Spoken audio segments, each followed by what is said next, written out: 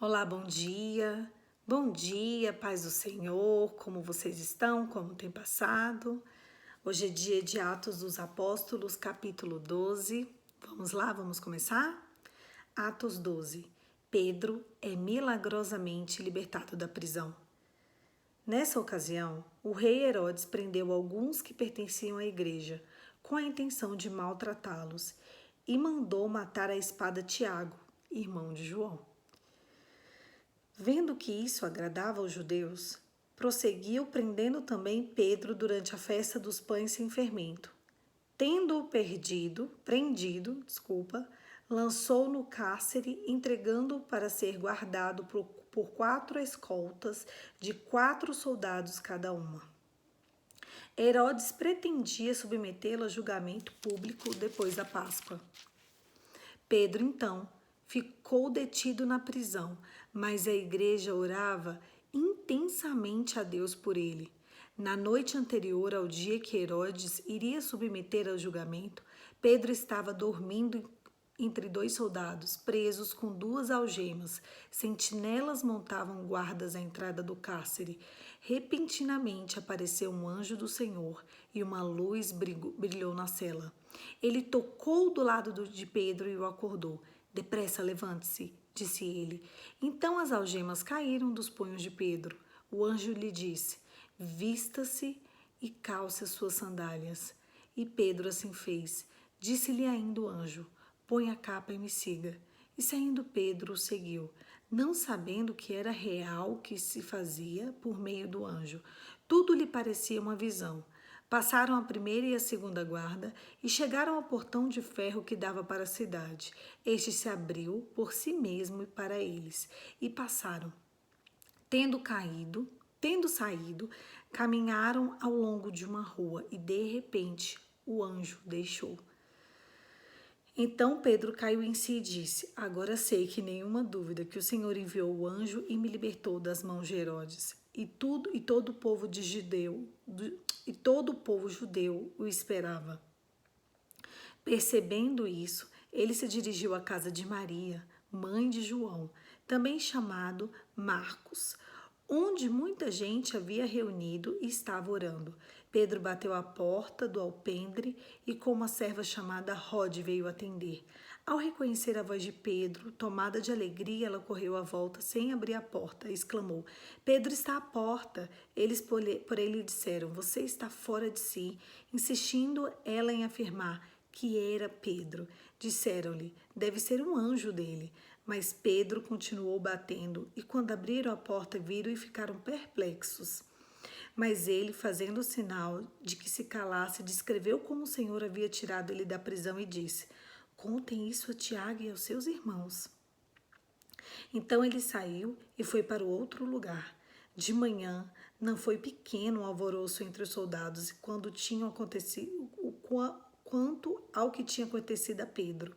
Fazendo uma busca completa, não encontrando, Herodes fez uma investigação entre os guardas e ordenou que fossem executados.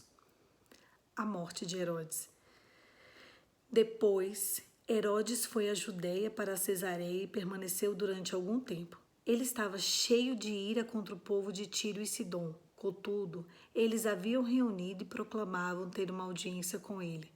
Tendo conseguido o apoio de Blasto, homem de confiança do rei, pediram paz, porque dependia das terras do rei para obter alimentos.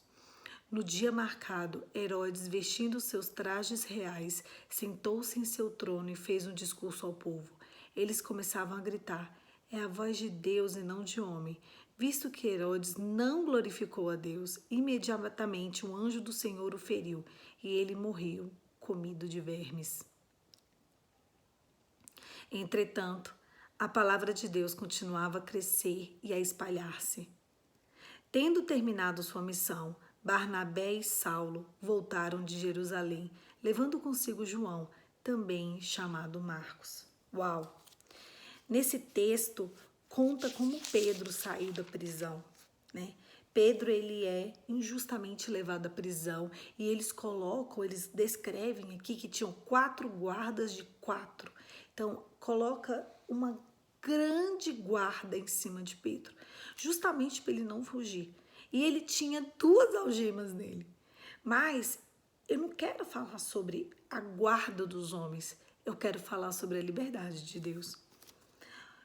Os homens colocaram tudo o que eles podiam para prender Pedro e para fazer com que ele não saísse.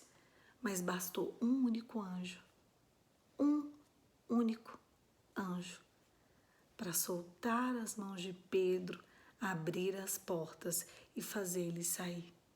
Um único anjo foi capaz de fazer os guardas descansarem, entrarem em um profundo sono, repousarem, eu imagino aqui. Pedro achou até que era uma visão. Imagina, você está aqui e de repente vem um anjo, porque a palavra diz que tem anjos que se parecem com homens. Então, provavelmente, foi um anjo assim enviado a Pedro. E aí aquele anjo veio, falou: Pedro, veste, vamos embora. O clamor do povo chegou ao céu. O povo estava orando. Às vezes a gente subestima o poder da oração, sabia? A gente acha que a oração, ela não sobe ao céu.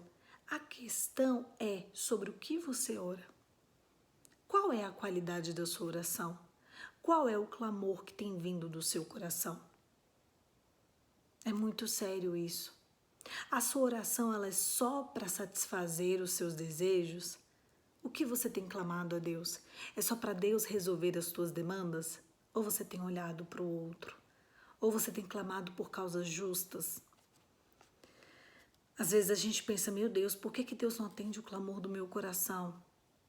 E eu te pergunto, Pedro estava preso, mas tinha uma igreja inteira orando por ele. Porque quando ele sai, ele vai diretamente para o lugar onde as pessoas estavam orando por ele. E quando ele vai para lá de madrugada, as pessoas estavam orando por ele. As pessoas estavam crendo no milagre na vida dele. Qual foi a última vez que você já se levantou em intercessão pela vida de alguém? Não é possível que você não veja ninguém na sua frente precisando de uma ajuda de oração. O nosso país precisa de você. Chegou a hora que a gente precisa se unir em oração. Nós estamos enfrentando um mal invisível. Do nada, a gente acha que o ar é puro e o ar arranca o nosso ar. Você está aqui, está tudo bem, mas você está contaminado. Se você não tiver ninguém para clamar, o teu povo precisa de você. Quem sabe não foi para essa hora que o Senhor te chamou, te levantou? Quem sabe? Quem sabe Deus não quer que você pegue o desejo do seu coração, deixe ele guardadinho um pouco e comece a se levantar em clamor por alguém. A palavra de Deus diz no livro de Jó que Deus mudou a sorte de Jó enquanto ele orava pelos amigos dele. Escolha alguém para clamar, escolha alguém para orar. Tantas coisas acontecendo à nossa volta e, na verdade, o inimigo da nossa alma, ele utiliza neste século um convite à distração. Ele nos distrai com a nossa dor, com as nossas demandas, com as nossas circunstâncias. Ele nos distrai para que a gente não olhe para o outro, sendo que o Espírito de Deus, ele veio aqui pedindo para que um clame pela vida do outro, sabe? Parece que a gente está alheio às circunstâncias. Olha só, se você estiver em Deus e Deus estiver em você, ainda que você esteja no cárcere de mãos atadas, Deus vai fazer você transportar portas e barreiras. Sabe, eu fico vendo a palavra, ontem a gente leu que Filipe, esses dias, né? Filipe, ele foi levantado de um lugar e ele estava ali pregando para o etíope e de repente ele não estava mais pregando para o etíope, o Espírito o levou para outra cidade. Uau! Imagina, eu estou aqui falando com vocês e o Espírito de repente me levar para outra cidade para levar a palavra. Uau! E aqui a gente vê Pedro passando porta com uma guarda armada contra ele. Por que hoje a gente não vê coisas assim? coisas extraordinárias nesse sentido. Talvez a gente não está crendo o quanto deveria, talvez a gente não está acreditando, talvez a gente não está fazendo o quê para o Senhor? Porque Deus quer que você e eu vivamos pela fé, através de milagres sobrenaturais. A gente precisa começar a exercitar a oração. A chave desse povo era a oração. Vocês viram? A gente já está no Atos 12, sabe? Eu fico observando, em todos os capítulos havia um banquete de oração. Deus é Deus que responde orações. Se as tuas orações não estão sendo respondidas, comece a levar o clamor de outros também. Talvez Deus quer te levantar como uma base intercessória pela vida de muitos. Talvez Deus quer que você alcance tua cidade, tua vizinhança, tua parentela. Talvez Deus quer tirar o egoísmo do teu coração, não ficar só com petições vazias, inteiramente suas. O texto termina falando da morte de Herodes. Ele vai lá, ele viaja, ele faz um discurso muito interessante e ele fala assim, e as pessoas começam a falar para ele: uau, uau, é a voz de Deus e não de um homem, de tão eloquente que ele era, de tão forte, imponente, de tantas palavras assertivas. E aquilo ali, ele não corrigiu as pessoas, ele se vangloriou. Um anjo viu e pá, matou ele, ele morreu comido por vermes. Fim. Imagina que triste a pessoa morrer comida por vermes porque não se dobrou à mão do Senhor. Os apóstolos estavam confundindo toda a religião da época, algo que já era estabelecido desde a época de Moisés. Então era certo que haveria vários transtornos, né? Vários inconvenientes. O povo já estava confuso, não precisava dele ainda ficar ali, ó, perseguindo mais ainda a vida dos crentes. E ainda temos que ele estava se achando. Às vezes, quando a gente está se achando demais, nossas pernas são quebradas. Às vezes, quando a gente está se achando demais, nossa cerviz tem que ser dobrada. Talvez você tá aí, ó, achando que você é a rainha da cocada preta, né? A santa anja do Senhor, a justa, a fiel, a maravilhosa ou maravilhoso. E não é nada disso. Pergunte ao Senhor, aonde é que está o teu coração? Porque é ali que vai estar a tua riqueza. Olhe para o outro. A chave para alcançar o coração de Deus é a oração. A oração feita com o coração contrito e quebrantado. E a gente não pode deixar de esquecer de clamar pela vida do outro. Hoje é o dia que o Senhor escolheu para você colocar diante de Deus alguém que precisa da sua intercessão. Feche os seus olhos. Vamos lá, vamos orar?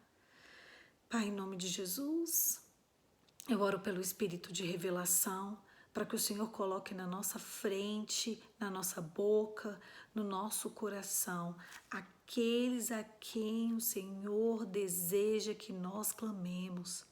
Nós queremos sim estar diante de Ti, clamar por aqueles que o Senhor clama, ajudar aqueles que o Senhor quer que a gente ajude.